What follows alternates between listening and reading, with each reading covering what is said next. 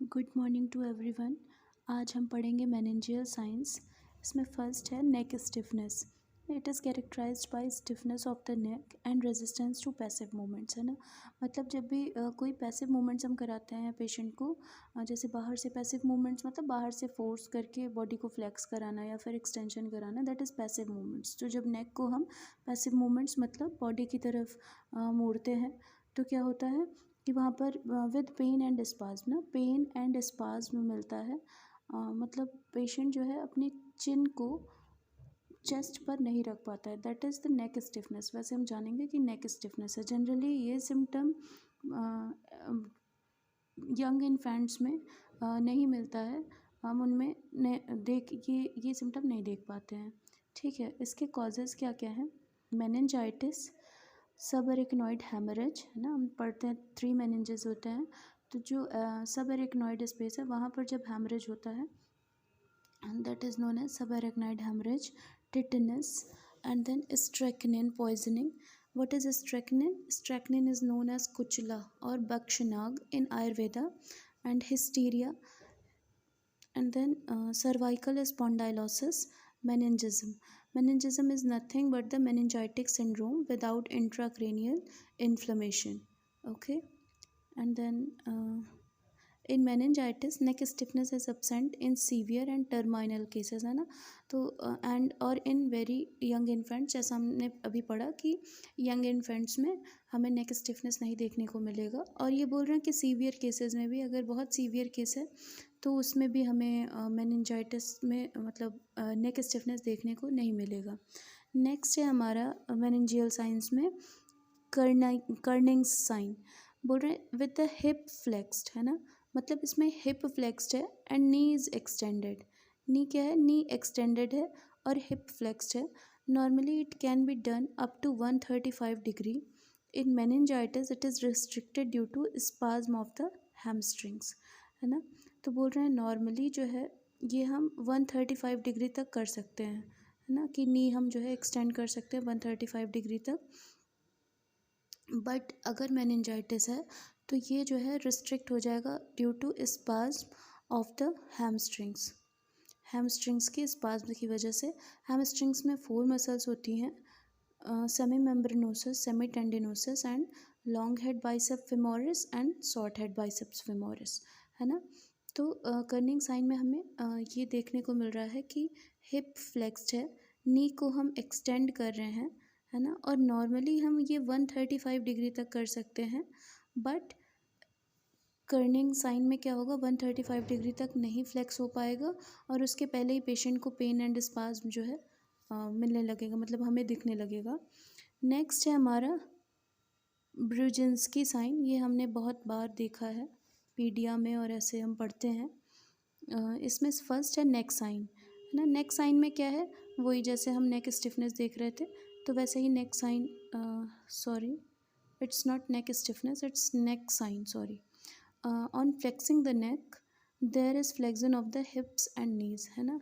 यहाँ पर क्या होगा कि जब हम नेक को फ्लेक्स करेंगे, है ना, मतलब अपने चिन को जो है चेस्ट पर उसके छुआएंगे, मतलब टच कराएंगे, तो वहाँ पर हिप्स और नीज दोनों का अपने आप फ्लेक्सन होगा, है ना। दोनों अपने आप फ्लेक्स हो जाएंगे, हमें कुछ करने की ज़रूरत नहीं है, बस हम जो है उसका नेक फ्लेक्सन कराएंगे और उसका हिप एंड नी दोनों अपने आप फ्लेक्स हो जाएगा।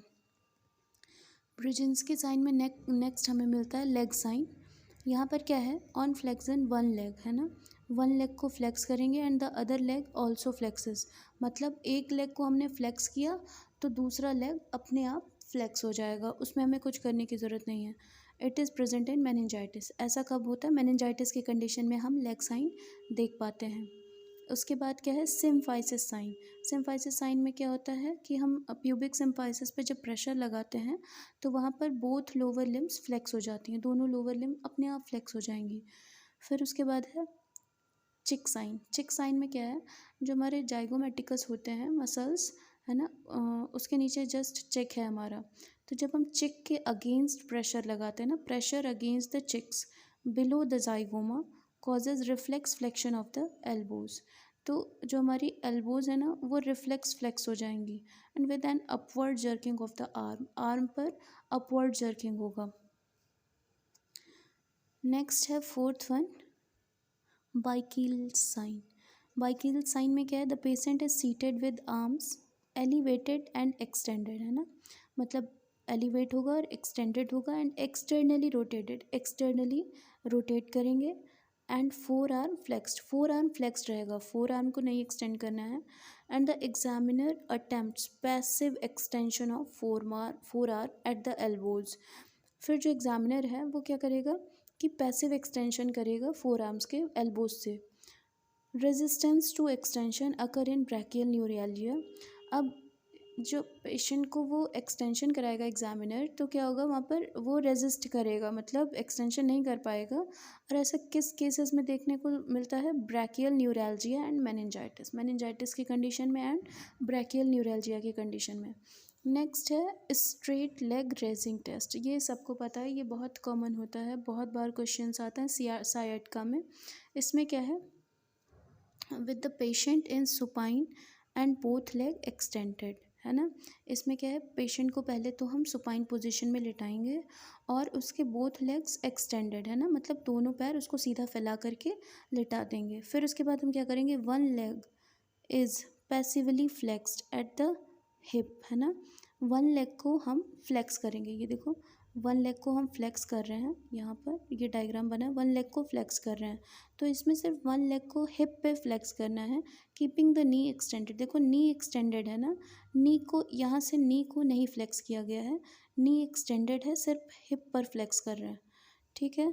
Normally it can be lifted up to 90 degree, normally patient 90 degree तक लिफ्ट कर सकता है अपने लेग्स को, but it is restricted in meningitis and sciatica. पर ऐसा वो मेनिंजाइटिस और साइएटिका में नहीं कर पाता है। तो मतलब ये जो स्ट्रेट लेग रेजिंग टेस्ट है वो हमें मेनिंजाइटिस और साइएटिका में देखने को मिलता है।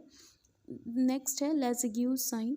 इसमें क्या है, once the leg is raised at a particular level for the SLR।